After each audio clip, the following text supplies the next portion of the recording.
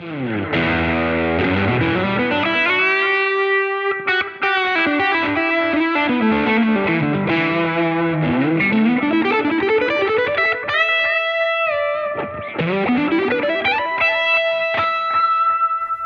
today I want to talk about 3 milestones in my life and the 3 guitars that accompanied those milestones. Each one of them has their own kind of specific look as well as sonic signature. Now I grew up being told that like a truly great guitarist can sound like themselves on any kind of guitar, whether it be incredibly nice or incredibly cheap or whatever, that they could always get across that it's them playing. And that is true, although it's also true that the sound and overall look and vibe of the guitar do also make a difference. Over the course of my music career, I've made a lot of original music for myself, in a band, just doing sessions for people, and that has been super fulfilling. But upon leaving my undergrad and going to New York, I was hit with the reality that like those things don't always pay a lot, so actually everybody plays wedding gigs and cover gigs just to make money. So then I always had it in my head like, man, the people that went down the other route just got like a regular 9-to-5 or something and just played in an original band or mainly original bands. Way less of learning the top 40 of this or that or whatever. Just getting to always dictate what they wanted to do on the instrument must have had a wildly different experience than me. So while thinking about my milestones, I reached out to my good friend Ben Levin to see what his milestones were because he mostly played in original projects. I've known Ben now for, I don't know, 16 years or so I've seen him grow and change and do a lot of different things, but I just wanted to see how it would sound coming from him, how he would categorize his own milestones in changing his style. I thought it'd be kind of cool to go back and forth. So my first awesome guitar, his first awesome guitar, blah, blah, blah, blah, blah, blah, blah. So my first awesome guitar that I played for like 6 straight years was an Eric Johnson signature Strat.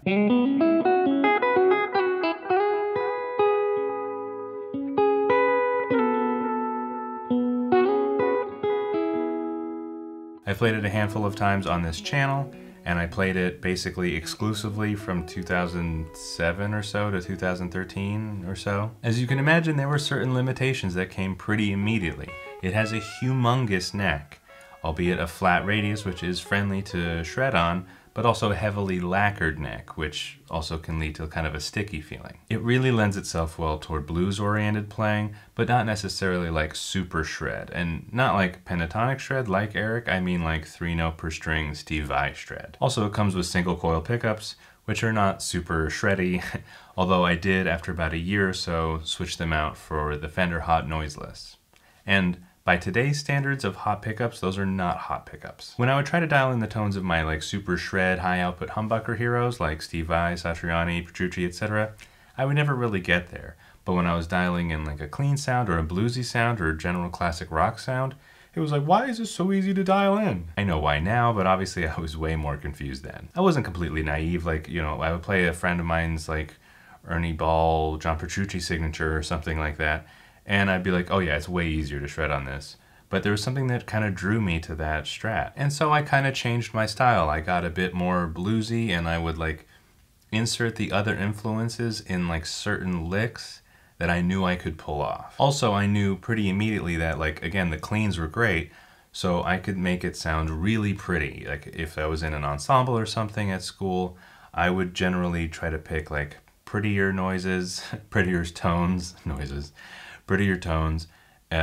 simpler parts, you know, play around with different chords while someone else would do all the lead playing. Eventually I'd get a chance to solo and that'd be great, but I knew that like with this, you know, palette I was working with, like I could really excel at these certain things in the music or in the band. Over the years, however, I experimented with a lot of different pedals and got some pretty, you know, heavier sounds, but it never really was an easy task. So while I was playing that guitar, my style remained pretty pentatonic because it's a lot easier on that bigger neck than, you know, big stretches and everything like that. And, you know, I played within a certain kind of tone palette for the most part. Sometimes I would try to turn a fuzz on and then another distortion into that or something like that and get a lot of gain, but it was short-lived. When I first met Ben, I realized, oh, I have the Eric Johnson Strat, you have the Steve Vai guitar.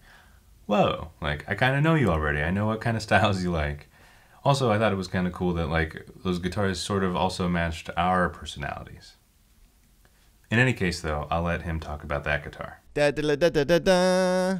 This was the guitar of my dreams for a very long time. It's the Ibanez Gem Steve Vai model. It is a really good guitar. This one is like used for like $600, which was an insane find in St. Louis, Missouri. And so, yeah, I couldn't have loved a physical item more than I loved this guitar for so long. And it's really pretty, especially when you're like a really insecure guy. This is like getting a Corvette. This guitar is really easy to play fast on, but the tone of this particular one, because I dropped it and the neck broke, the tone on its own just isn't like super great unless you do a little bit of like, you have to like work with it to get it to sound good, just clean, straight up. Also, these strings are probably like 700 years old. But when you get this kind of, it's the easiest guitar in the world to play when you have this type of tone. But the best thing about it is you can go up a perfect fourth with the whammy bar. Oh, fifth. A fifth. That is way higher than any other whammy bar situation you can ever find. Like the Floyd Rose floating bridge Steve Vai thing that has the extra hole there. You can go up a freaking perfect fifth. And so this guitar, like, and my terrible brain led me to mostly like trying to be an athlete, which is kind of why Steve Vai was actually such a wonderful influence on me, because his emphasis is so much on like writing music and composition and experimentation. So even though the first thing that drew me in was people like him's technique, the thing that kept me there was the exploration and the expression. And I feel like Steve Vai really took me out of my stupor of needing to be impressive and brought me into a place where I was really thinking about music like an artist. So after playing the Eric Johnson guitar for quite a while and letting that kind of dictate my style, I started to get pretty curious about other kinds of guitars. I'd say my next big milestone guitar was my custom Equilibrium guitar's 7-string kind of Strat look-alike. It was made by a former classmate of mine, the late great Dave Cohen. An amazing luthier and player and an amazing guy. I had that guitar built basically to look like my Eric Johnson Strat, like its big brother or something. And I wanted that 7th string, had a really, really thin neck, so it was nice to shred, although it had a 27-inch long neck, so it was not so easy to shred sometimes. But it had DiMarzio something by John Petrucci, I think Illuminator or something, Illumination pickups in it, and they were super modern. I learned how to do thumping stuff on that guitar. I tapped more in my solos than I ever had before, and just a handful of other things that I thought were like, oh, this is a new side to my playing. Making chords on a shorter scale guitar above the 12th fret can be kind of a cramped experience. It's a little more comfortable on a 25.5-inch scale length guitar. And as you can imagine, on a 27-inch scale length guitar, making chords up here was like, oh, I didn't know that chord existed. It was like I was finding new chords all the time. What was fun was trying to play some more singer-songwritery gigs with that 7-string and holding a C like this, but then holding like a low C with my thumb, like with my hand stretched about as far as it could go.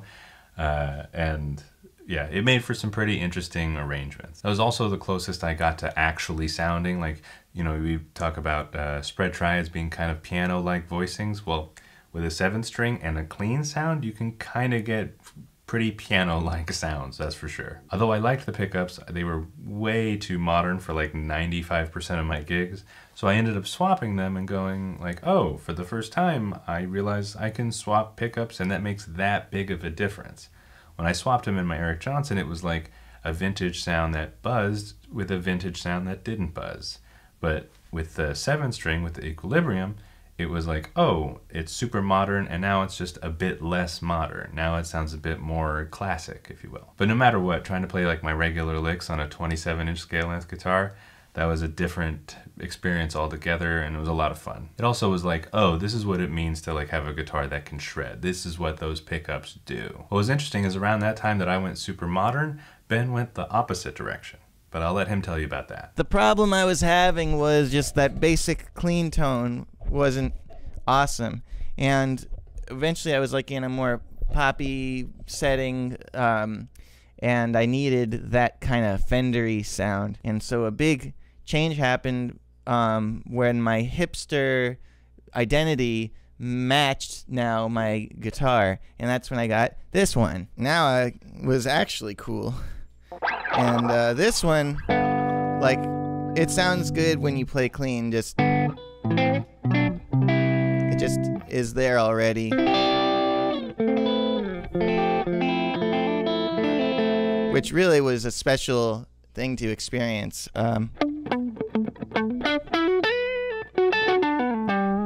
There's just like more weight and depth in the tone. So that led me to a lot of different musical choices. For one, all the music I was listening to didn't have shred in it, and this guitar is harder to shred on than the one I had before. Number two, there's no whammy bar. So a lot of the inflections that I was using to compensate for having bad time, or the things that I was using to build really big climaxes, which were all like whammy bar based, weren't available anymore. So I actually stopped playing guitar really like well from a lead standpoint, but my rhythm stuff got a lot better.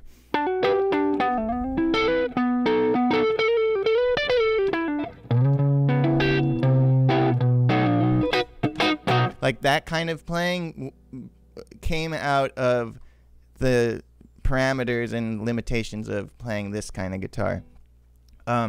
And so for a really long time, this was the way I was going about like all my parts in the band and all the things I was doing. I was playing a lot like more punk, like, you know, just started playing sloppy solos. Bad is good now, you know, hipster. The last Milestone is kind of a toss-up between 3 or 4 different guitars, but for the sake of today, it'll be this one. It has a thicker neck, kind of like my Silver Sky that I love so much, but a 9 to 11 inch radius as opposed to the 7 1/4. This guitar did come with single coils, although I like to play out a lot, and I don't play in like John Mayer's band or something where you can have your own power source, so single coils can be, you know, kind of annoying.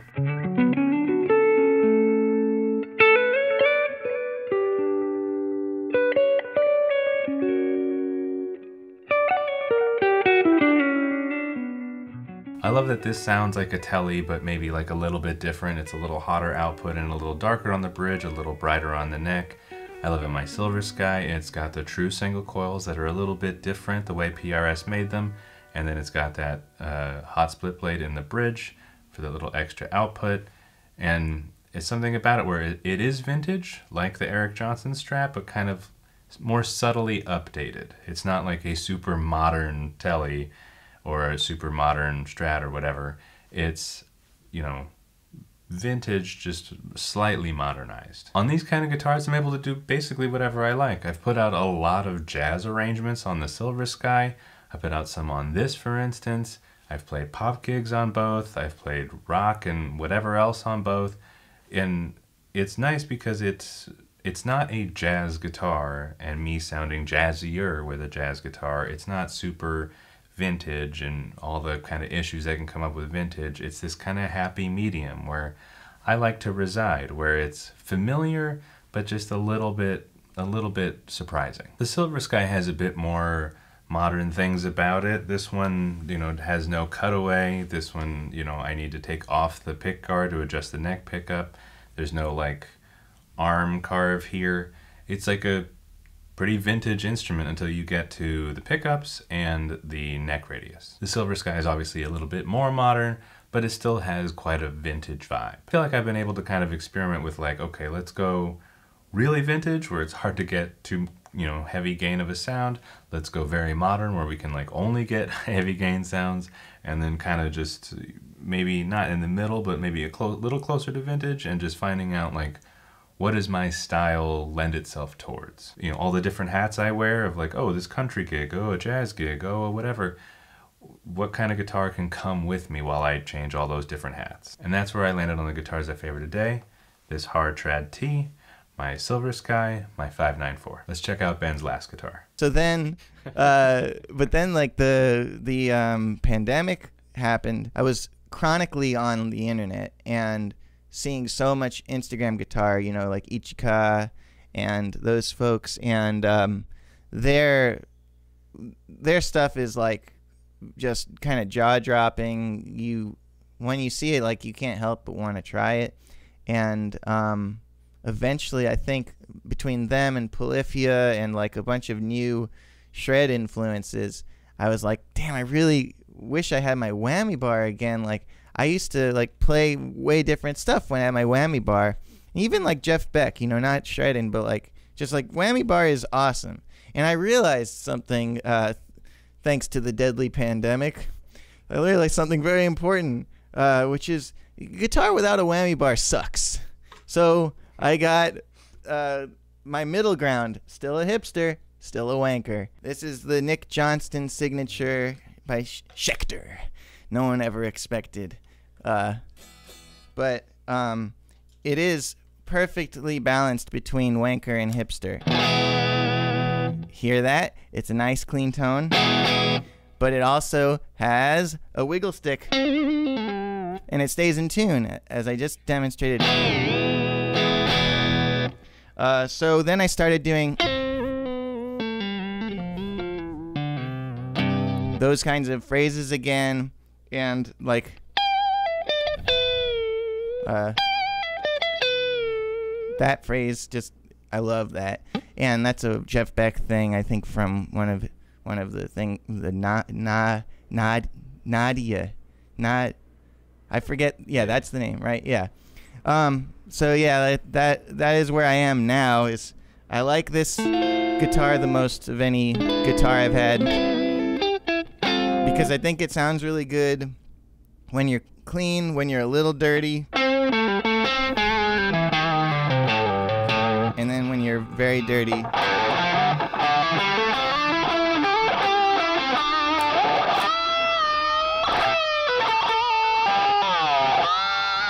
And I can only go up a half step though. So that's a really, the way, if I could change one thing about this, it would be great if it could go up a perfect fifth without changing anything else about the guitar, but that's a big ask. So like, but it can still go down all the way. So the gear really did influence me a lot, but it was social things that led me to the gear, and it was identity stuff that led me to each guitar that I've had. So I ended up thinking that it was kind of cool that although Ben and I went down these different paths, that we had similar, albeit maybe inverse, but similar kind of milestones, and chose gear to reflect those milestones. Let me know in the comments how much you think your gear influences you, or how much you think you influence your gear. Thanks very much for watching, and thanks for dropping by the channel. We're excited about guitar.